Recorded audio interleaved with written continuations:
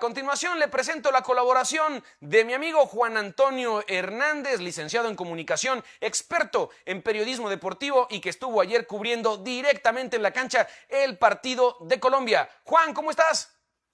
Muerto pero de pie, dándolo todo como siempre. Tenemos el momento mundialista y eso implica muchísimo trabajo para todos los que nos dedicamos al mundo del deporte.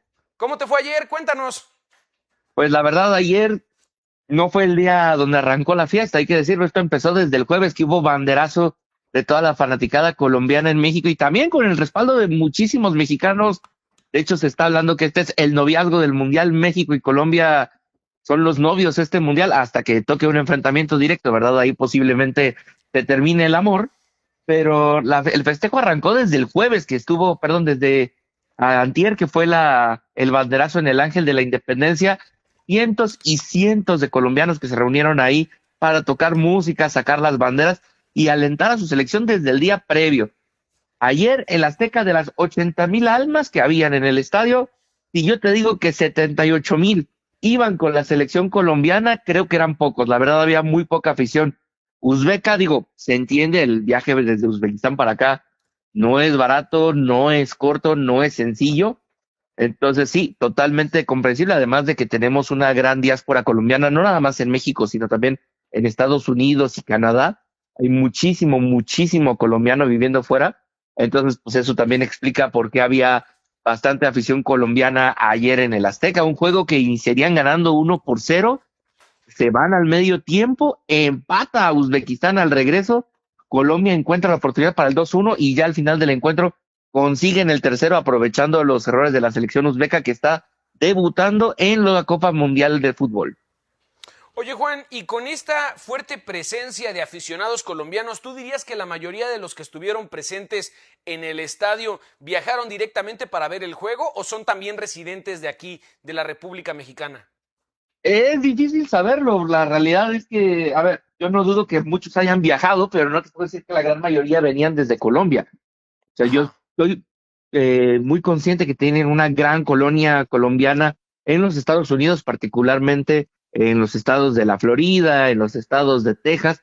Hay una gran, gran, gran colonia colombiana. Y a ver, los vuelos desde Miami, desde Orlando para México, los vuelos desde Dallas, desde Houston, pues tampoco son impagables. Entonces, Ujú. no dudo que mucha de la diáspora presente no haya sido. Es más, si los dividimos entre cuáles son diáspora y cuáles son colombianos viviendo en Colombia, residentes, yo creo que de la diáspora colombiana que vino, la gran mayoría era diáspora colombiana de Estados Unidos. Ok. Pero de nuevo, no estaba el INEGI en la entrada haciendo cuentas y no somos Estados Unidos para tener al ICE en la puerta de los estadios validando el estatus migratorio. Afortunadamente.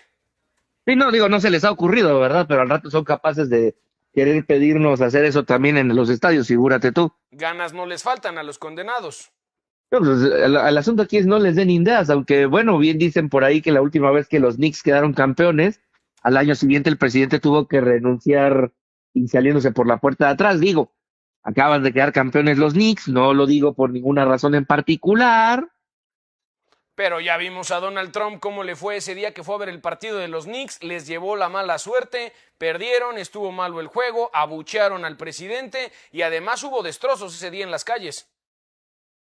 Sí, pues qué te digo, eso es lo que provoca cuando llevas a la naranja mecánica a cualquier lugar, ¿verdad? Pero bueno, eso es lo que sucede en estos casos. Ahora, pues voltear a ver lo que sucede es con la selección colombiana, que ahorita Ujú. se está colocando como líderes de grupo, aprovechando que Puerto Rico no fue capaz de ganarle a la selección del Congo, que también hay que decirlo, sacaron el empate más por corazón y pulmón que por un excelente juego que hayan presentado. Y un Portugal que sigue con la misma tónica de siempre, de todos los balones, dénselo a Cristiano Ronaldo y él resolverá.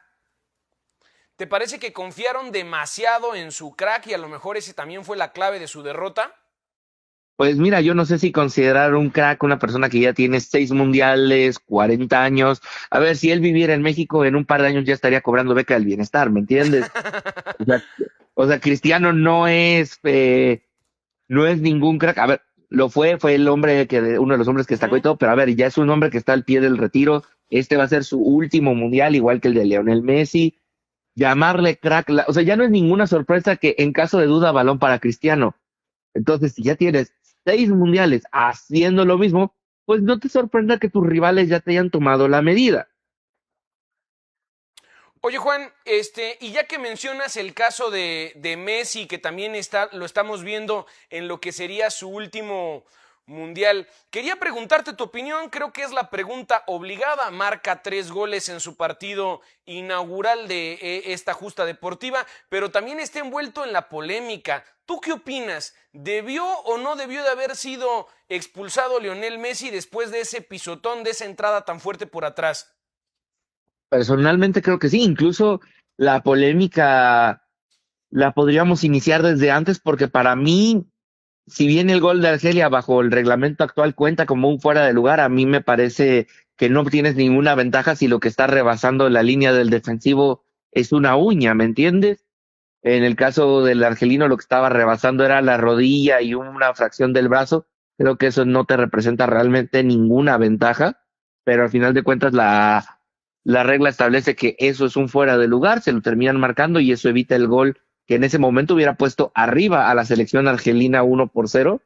Y bueno, ya desde ahí inicia el tema polémico. Para mí, el pisotón que le pone Leonel Messi sí era considerable para una tarjeta roja, lo cual hubiera frenado el, la posibilidad del hat-trick para Leonel Messi, pero también la otra cosa que hay que decirlo, haces eso y se te cae el rating durante el partido y creo que eso también puede llegar a ser un factor para considerar darle pues ciertos permisos a Leonel Messi, a gente como Cristiano Ronaldo, porque también hay que decirlo, las cosas como son, como dice aquí Factor Radio, pues la FIFA se ha vendido a los niños rata y los niños rata desde hace 6 mundiales solamente quieren ver a Cristiano y a Messi, tanto así, por ejemplo, ahora que fue juego entre España y Cabo Verde, que también tuve la oportunidad de estarlo cubriendo. Ujú.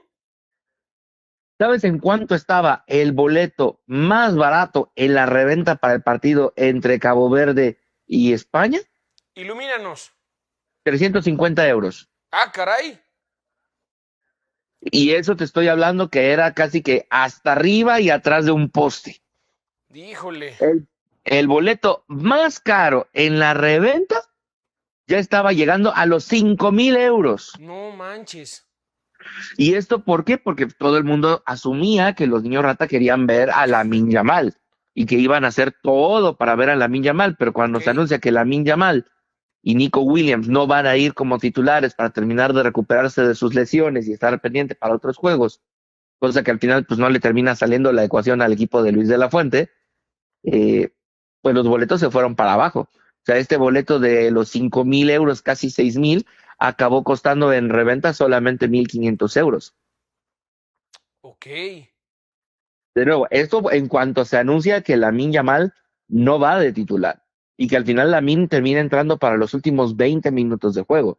Pero eso es a lo que yo me refiero. O sea, la FIFA hace Ajá. mucho se ha vendido más para vender el espectáculo de vas a ver a esta celebridad, a este jugador importantísimo que solamente puedes ver si viajas a España y tal, pues eso provocó una hiperinflación de los boletos de la reventa, que a ver, no es extraño que se haga una inflación de los boletos cuando se trabaja en una reventa, eso es lo Ajá. más normal del mundo, porque al final de cuentas es oferta y demanda, pero luego los boletos se depreciaron en el momento que anuncian que la MIN no va a jugar.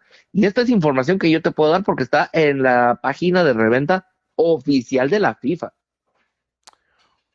Oye, Juan, y Imagínate en cambiando cuánto un estaba el poquito de tema. revendedor callejero que casi estaba Ajá. pidiendo una lágrima del Papa para poder ver a BTS. Oye, Juan, y cambiando un poquito de tema, quería preguntarte cuál es tu opinión sobre la actuación del portero de Cabo Verde, porque estuviste ahí narrando, participando directamente en la cobertura del evento, y la verdad es que tuvo una actuación destacada. Nadie se esperaba un empate así como el de Portugal contra Congo, pues nadie esperaba un empate de España contra Cabo Verde, y realmente han sido resultados sorprendentes. Pues, mira, a mí lo que me sorprende del resultado entre Cabo Verde y España no fue en sí que empataran a cero, me sorprende por cómo se dieron las cosas. A ver, ¿Ok? es muy fácil ver el juego, ver el marcador y decir, wow, 0-0, eso nadie lo vio venir. Pero si estabas viendo el juego, claro que se veía venir. ¿Por qué? Cabo Verde planteó la estrategia que nosotros llamamos metan el camión y adiós a la portería. Ok. O sea, es decir, ese balón no pasa. Prácticamente estábamos viendo a un Cabo Verde que estaba jugando como línea defensiva de fútbol americano. No Ajá. pasa. Eso es lo que estaba determinando. Pusieron un muro. ¿Qué es lo que sucede? A España, al parecer a Luis de la Fuente nadie le enseñó que la forma de romper esa estrategia es brincando líneas. Ok. Entonces, ¿qué es lo que sucede? Las 3 veces que le llegaron a pegar un verdadero susto a España fue cuando mandan un pase elevado a Marco Curella, que además Marco Curella es defensa, no tiene nada que estar haciendo en Ujú. labores ofensivas, pero Cucurella dijo, si no lo hace nadie, lo tengo que hacer yo.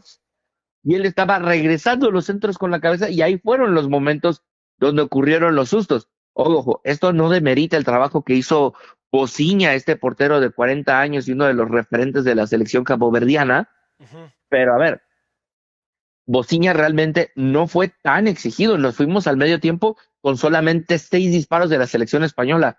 Dime tú, ¿te esperabas que España solamente intentara en 6 ocasiones tirar lo más cerca del arco posible?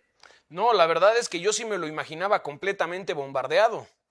Exacto, uno se imagina que les iban a apedrear el rancho porque normalmente cuando tu rival plantea esa estrategia de vamos a cerrar la portería, lo que tú tienes que hacer es apedrearles el rancho porque eventualmente el desgaste físico va a provocar que caiga el gol tuyo y eso los force a ellos a salir en búsqueda del empate y ahí es donde tú puedas buscar la segunda, tercera, cuarta, quinta, sexta, séptima anotación, cosa que no hizo España. Ujú. Ni siquiera buscaron alguna individualidad que forzara una falta en los linderos del área o dentro del área y que les diera una oportunidad más clara del gol. Porque normalmente cuando empiezan a ocurrir esas faltas, lo siguiente es que el equipo que está defendiendo, en este caso Cabo Verde, empiece a adelantar líneas para en lugar de conceder faltas, conceder fueras de lugar. Ok. Pero eso implica una mayor organización, cosa que Cabo Verde no tenía. Pero yo no entiendo cómo Luis de la Fuente no fue capaz de verlo y si lo vio, no sé si recibió la indicación de alguien más para no hacer ese cambio.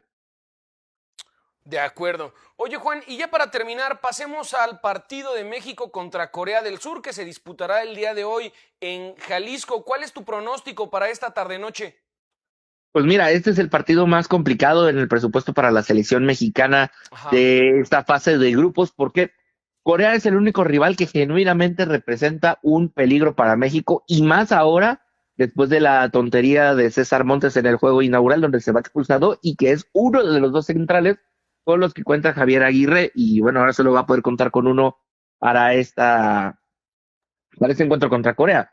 Ahora, ¿qué es lo que tendría que ver México? Pues el asunto es este, Corea del Sur es un equipo que ya se ha enfrentado en varias ocasiones a la selección mexicana, Ujú. que ha sacado empates, que ha sacado victorias, ya nos hemos enfrentado en mundiales, es decir, es una selección que conoce cómo funciona el manejo del equipo tricolor. Entonces, yo la verdad veo que va a ser un encuentro muy cerrado, va a ser un encuentro muy peleado, sobre todo en el medio campo. Los coreanos van a estar buscando atacar el contraataque, sobre todo sabiendo lo que te decía eh, de César Montes estando fuera, que México va a jugar solamente con un central y seguramente va a tener que habilitar a dos laterales para que funcionen pues justo como contención más que como carrileros. Entonces, eso podría complicar un poco el actuar de México.